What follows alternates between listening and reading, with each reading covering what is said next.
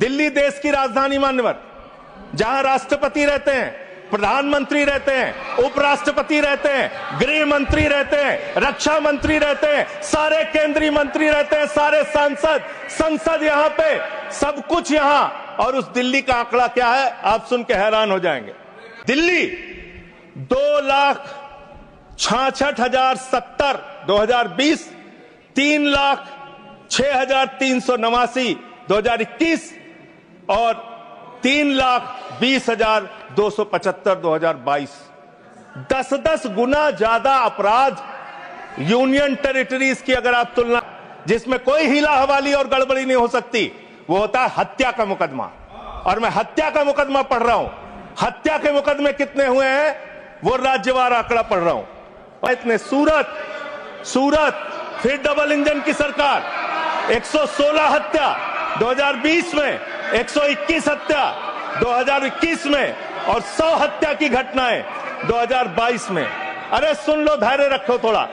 जहां पे हमारे माननीय गृह मंत्री जी का शासन है, जहां गृह मंत्री जी की देखरेख में सुरक्षा व्यवस्था है मान्यवर, इस राज्य के अंदर, दिल्ली राज्य के अंदर 2020 में 461 हत्या की घटना हुई, 2021 में 454 हत्या की घटना हुई, 2022 में 501 हत्या की घटना हुई। आज दिल्ली अपराधों का गढ़ बन गया मानवर। आज दिल्ली के अंदर एक महिला को गैंगरेप करके कई किलोमीटर तक सड़कों पे घसीटा जाता है।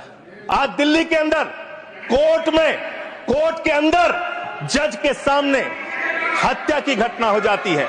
आज दलित क्राइम अगेंस्ट शेड्यूल कास्ट 57,582 घटनाएं पूरे देश में दलितों के ऊपर अत्याचार की हुई। और मान्यवर, और आपका डबल इंजन कबाड़ा इंजन हो चुका है, वो काम करना बंद हो चुका है, फेल हो चुका है आपका इंजन।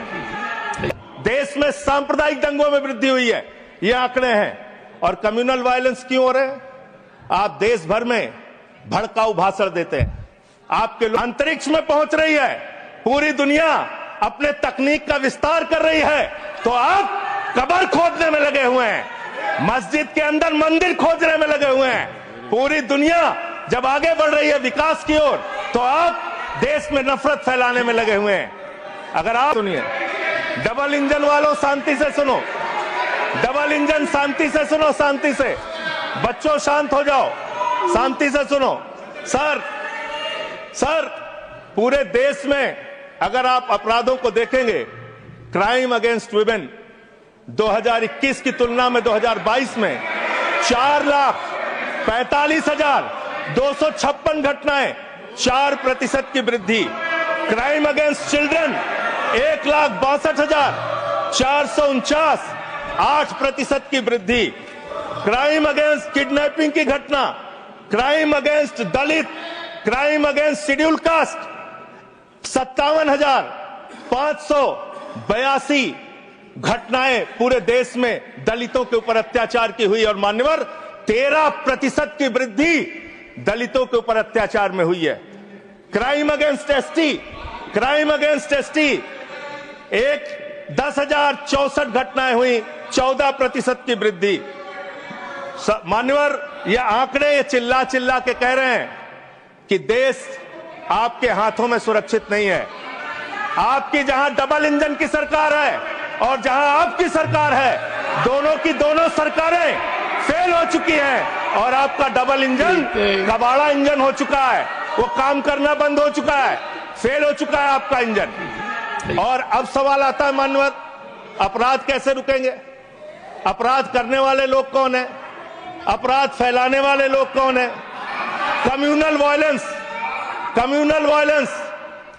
वायलेंस के मामले में 2019 से 2024 की तुलना अगर आप करेंगे, 94% की वृद्धि हुई है मान्यवर। 94% देश में सांप्रदायिक दंगों में वृद्धि हुई है, ये आंकड़े हैं। और कम्युनल वायलेंस क्यों हो रहे हैं? आप देश भर में भड़काऊ भाषण देते हैं, आपके लोग नफरती बातें करते हैं, आपके लोग जब पूरी दुनिया अंतरिक्ष में पहुंच रही है, पूरी दुनिया अपने तकनीक का विस्तार कर रही है, तो आप कब्र खोदने में लगे हुए हैं। मस्जिद के अंदर मंदिर खोजने में लगे हुए हैं। पूरी दुनिया जब आगे बढ़ रही है विकास की ओर, तो आप देश में नफरत फैलाने में लगे हुए हैं। अगर आप इतिहास पढ़ाना चाहते हैं, मुगलों का इतिहास पढ़ाना चाहते हैं, पढ़ाइए मुगलों का इतिहास।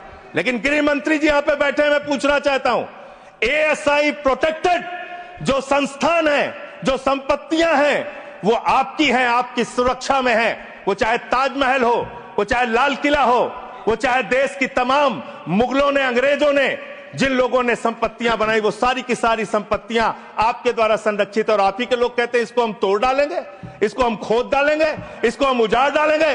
तो चलो ताजमहल तोड़ते हैं, चलो लाल किला तोड़ते हैं, चलो ये अंग्रेजों ने जो दिल्ली का रेलवे स्टेशन बनाया इसको तोड़ते हैं, चलो पूरे देश में खोदते हैं, सारी सड़कें तोड़ते हैं, सारे पुल तोड़ते हैं, पूरे देश में तोड़फोड़ करते हैं। आप देश भर में अगर इतिहास पढ़ाना चाहते हैं तो पढ़ाइए इतिहास, पढ़ाइए महाड़ का इतिहास, पढ़ाइए दलितों को तालाब में पानी पीने की इजाजत नहीं थी। किस मुसलमान ने कहा था हाड़ी में बांध के दलितों को सामने हाड़ी बांध के चलना पड़ेगा? किस मुसलमान ने कहा था हमारे बगल में बैठ के दलित खाना नहीं खा सकता? किस मुसलमान ने कहा था दलितों को मंदिर के अंदर प्रवेश वर्जित है? किस मुसलमान ने कहा था, किस मुसलमान ने कहा था कि जानवर तालाब में पानी पी सकता है लेकिन दलित समाज का व्यक्ति पानी नहीं पी सकता? अब आप अगर इतिहास पढ़ाना चाहते हैं, पढ़ाइए देश भर में इतिहास। और आज अंतिम में खत्म कर रहा हूं सर, और एक बात आप लोग बार बार बांग्लादेश का राग आलापते हैं। अरे भैया, 11 साल से इस देश में सरकार है नरेंद्र मोदी जी की, गृह मंत्री अमित शाह जी, और बॉर्डर लगता है वेस्ट बंगाल से, त्रिपुरा से, आसाम से। कोई बांग्लादेशी घुसपैठिया बंगाल पार करके, त्रिपुरा पार करके, आसाम पार करके, झारखंड पार करके, बिहार पार करके दिल्ली कैसे आ जाता है? उसकी जिम्मेदारी किसकी है? आप उसकी जिम्मेदारी। सुभाष जी, योर टाइम हो गया। Okay. No, I can't extend time. Subhash ji please start. Okay, 20 second. Sir 30 second. Sir मैं अंत में इन्हीं लाइनों के साथ, अच्छा, कि हिंदू और मुस्लिम के एहसासात को मत छेड़िए, अपनी कुर्सी के लिए जज्बात को मत छेड़िए। हम में कोई हूल, कोई शक, कोई मंगोल है, दफन है जो बात, उस बात को मत छेड़िए। गर गलतियां बाबर ने की, जुम्मन का घर फिर क्यों जले?